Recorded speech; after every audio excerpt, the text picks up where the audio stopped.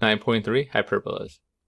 What we should learn: write equation of hyperbolas in standard form, find asymptotes of and graph hyperbolas, use properties of hyperbolas in real life problems, and we're going to learn how to classify conics from general equations. So hyperbola is similar to, they're going to have very similar formulas. You find foci the same way. It's still going to be a squared plus b squared equals c squared, some version of that. The difference is with an ellipse, you're adding the x and the y squared, and in a hyperbola, you're going to be subtracting them. And when you get a hyperbola, it looks like this, right? To me, it's kind of like these like upside down y parabolas I kind of see. Or we can do sideways if it's going to be y squared. So we get to like this. Here's the standard form. So like I said, very much like an ellipse, x minus h squared over a squared minus y minus k squared over b squared. Notice how in one of them, the x, in this case, the x squared is positive, in this case, the y squared positive. When it's x squared positive, the transverse axis is horizontal. That just means it's going to look like this. Like the major axis is going to be horizontal and look like that. Look kind of like an x if you put these together. It kind of looks like an x. When it's y squared positive, it's going to be vertical transverse axis. So it kind of looks like two upside down y's. So it's up and down, right? Y squared, up and down, or x squared, horizontal. And then other than that, right? X minus, that's just your center. It's all that same. Now the way you find the foci is different. Similar idea, but the foci is a different formula. It's c squared equals a squared plus b squared. Right? It's not the subtraction. So basically, you subtract when it's kind of like, right, notice how the hyperbola is a minus here, so it's a positive down here. And when it's an ellipse, it's opposite. It's a plus here, so it's a minus over here. So that's how you find the foci. So it's only a little difference. Other than that, it's kind of the same thing. And again, here's what they look like. You can see our center is HK there, much like before. You'll add A to get to the vertices, and then you'll add the C to get to the foci, which is always on the major axes. And then this would kind of like, we'll talk about what B does. And the same thing up and down. Okay, example 1. Find the standard form of an equation of a hyperbola with foci -1, 2, 5, 2, and the vertices of 0, 2, 4. Okay, for me, it's always best to graph it, because you want to have some idea what it looks like, and that kind of like leads to everything. So foci are at -1, 2, and 5, 2. 1, 2, 3, 4, 5, 2. So already I know it's going to be an x squared one. The x squared is going to be positive, so it's going to be x minus h squared over a squared minus y minus k squared over b squared equals 1. Right, just because the foci is horizontal, it means that, this is a little down, that it's going to be a vertical, a horizontal one. Vertices are at 0, 2, 4, 2. So 0, 2, 4, 2. So I guess a couple things. So first, my center is always halfway between these guys, right? It's always halfway between the vertices and halfway between the foci. So I can find where halfway is. You add them up and divide by 2 any way you want to do it. Halfway between these two is going to be, that's 0 and that's 4, so 2. So this would be my center. Is that 2, 2. So that's me a 2 and that's me a 2. Like that. Now remember, foci in a hyperbola, the distance from here to the foci is c. So c here is, we're going from 2, 2 all the way down to -1, 2. So we went 3. I went 3 spots that way, 1, 2, 3. And my b, actually not my b, my a, because this is the major foci length, is this one, this between here. So it looks like we only went 2, right? 1, 2. So I have almost everything. I just need to find b squared. Now the way you find b squared is we have our foci formula. We have a squared plus b squared equals c squared. We have a and b, so let's plug it in. So this is going to be 2 squared plus b squared equals 3 squared. So I get 4 plus b squared equals 9. B squared is going to equal 5. We subtract 4 from both sides, square root it. B is equal to the square root of 5. So we have, a, b, c. So now we have everything we need to plug it in. So b is square root of 5. A is 2. Well, a is 2. So let's square these, right? We have our center. That's it. Right, I only needed the c to help me find a and b. So that's all we need. So let's simplify that. We have x minus 2 squared over 4 minus y minus 2 squared over 5. When you square it, the radical cancels out, equals 1. And that's my equation.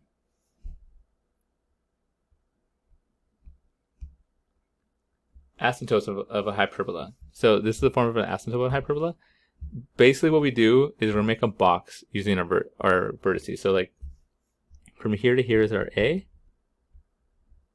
and then from here to here is our B. Then we make a box out of that, and then through the edges of the box you have your asymptotes. That's kind of the way it works. So let's do an example. So sketch is hyperbola. So since we know it's a hyperbola, right, you notice how it's not even, there's a minus there. We're gonna have to get it equal 1. So let's divide by 16. And we get x squared over 4 minus y squared over 16 equals 1. Next, we gotta find our center we have. Center is 0, 0. We have a is 2, right? Square root of that. This is a squared. This is b squared. So b is 4. So what we're going to do is we're going to graph it.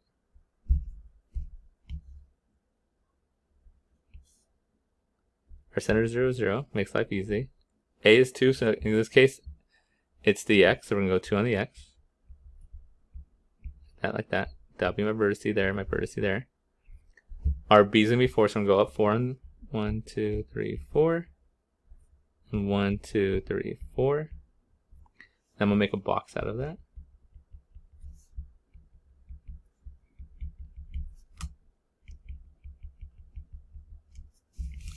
Sorry. So our asymptotes are going to go between those. We're going to go between the center and the edges of the box. So kind of like this. And there you are, asymptotes, so you can't cross them. Same thing on this side. Something to that effect. Now remember, it is x squared. I know the y squared is bigger, but it is x squared is positive, so they're going to go on this curve. But just to make it perfect, let's find the foci. I haven't found the foci yet. Foci. C squared equals a squared plus b squared. So for us, it is going to be 4 plus 16. So c squared equals 20. So square root of 20. So that's about, I would say, 4.4-ish. So we're going to go about 4.4 this direction. And about 4.4 this direction. So our parabola should open like this, sideways, right? And then it should kind of be, you want to like hug the asymptotes. Like that. And that's the sketch of our parabola. We have asymptotes, we have our vertices, we have our center, and we have our foci. Sometimes I might ask you for the equation of the asymptotes, and that's actually not as bad as it looks. There's a formula for it. I showed you earlier. It is y equals k plus or minus b over a x minus h. And that's the same formula if it's horizontal or vertical, does not matter. Right? Because these asymptotes would also work if our graph was a vertical graph. So in this case, our h and k, our center is 0, 0, so that's 0, and this is 0. Our b was 4, and our a was 2. So we're going to get y equals plus and minus 2. 4 divided by 2 is 2x. Right, let's do this just to make it, let's show one step to make it a little easier to understand. So y equals plus and minus 2x. So those are our equation of the vertices right here. Okay, so on to the next one. Sketch the hyperbola given this and find the equation of the asymptotes. So again, it's a parabola. We're going to do the same thing we do with all of these, right? We're going to rearrange.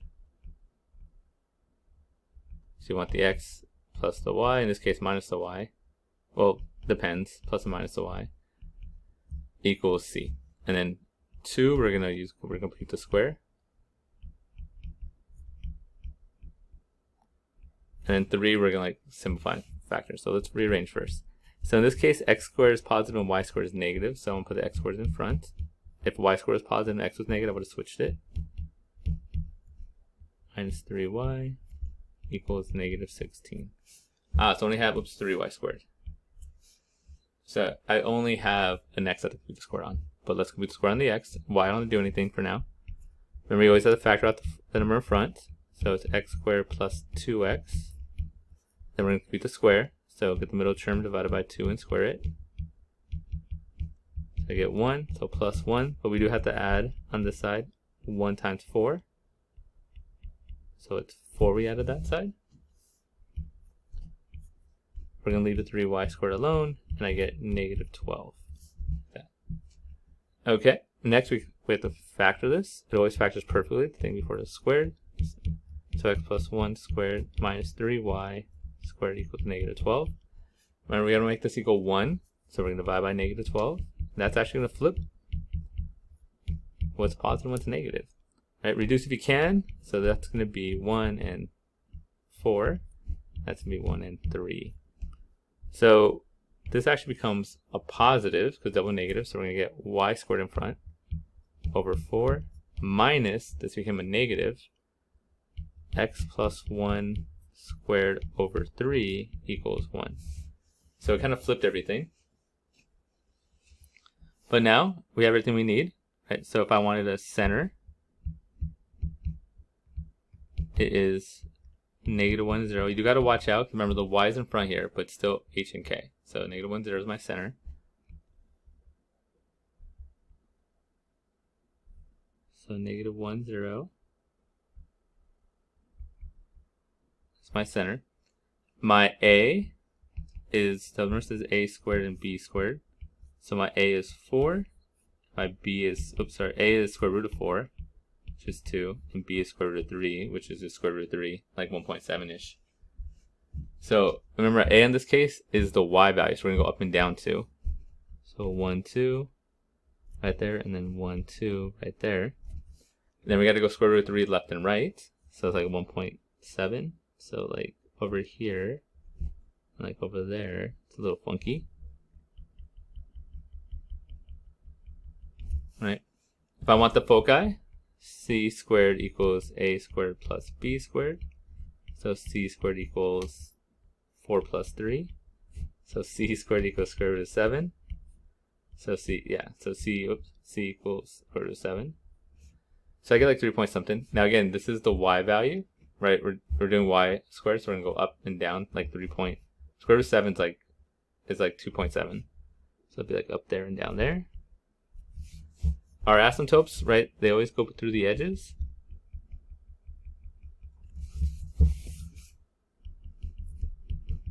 Like that. They want the equation of the asymptote. So in this case, it's going to be y equals k plus or minus. I think I might have said it wrong before. It's always, slope is always, it's a slope x minus k, right? But the slope is always y over x. So the slope here should always be the y value over the x value. In this case, our y value is 4 over a squared over b squared. So a over b. So that's the thing about the slope. It should always be the y over the x. So if it's x squared minus y squared, and you have a squared b squared, then in that case it would be b over a. But if it's y squared minus x squared, a squared b squared, in that case it would be a over b. Right? Slope should always be y over x. So that's how this is always going to work. So whatever y over x is. So in this case, since we're doing a over b because y is positive, we're going to have 2 over our b, which is square root of 3. H and k is our center, which is negative 1, 0. So remember, this is h and k always. X always gets to h. K always gets to the y. So y equals plus or minus 2 over square root of 3, x plus 1. So that's the equation of our asymptotes. And the only thing I have left is actually graph the hyperbola. Now remember, y squared in this case, so it's going to be up and down. So it's going to be like this. You want to hug the asymptotes, don't ever cross them. And the same idea here. So that's the graph of hyperbola. We have a graph, we have the equation of the asymptotes, we have the foci, we have the vertices, and we have the center. We have everything. Okay, let's do the next one. So the next one, we're going to use the asymptotes to help find the standard equation of the hyperbola. So first, anytime they give us vertices or anything, I would plot it. Now they already have it plotted for us. I would have done it myself, but they didn't, because it always helps figure out the equation. So over here, vertices at 3, negative 5, and 3, 1. We already know the basic equation, right? This is a y squared, the positive y, and not a negative x. So we're gonna have y minus k squared over a squared minus x minus h squared over b squared equals 1, like that. And on top of that, I already know what the center is, right? It's always halfway between these two. So you do a little midpoint. So the x has to be 3. And if you want to find the midpoint between 1 and negative 5, the midpoint of anything is just add them up and divide by 2. So we get negative 4 divided by 2 is negative 2. So that's my midpoint. That's my h and k. So k goes here, h goes there.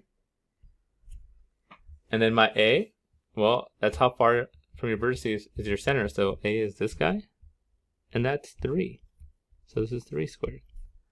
All we have left to figure out is what b squared is. Normally we use the foci. We don't have it this time. So we're going to have to use the equation. Right? So remember the equation of the asymptotes is y equals k plus or minus.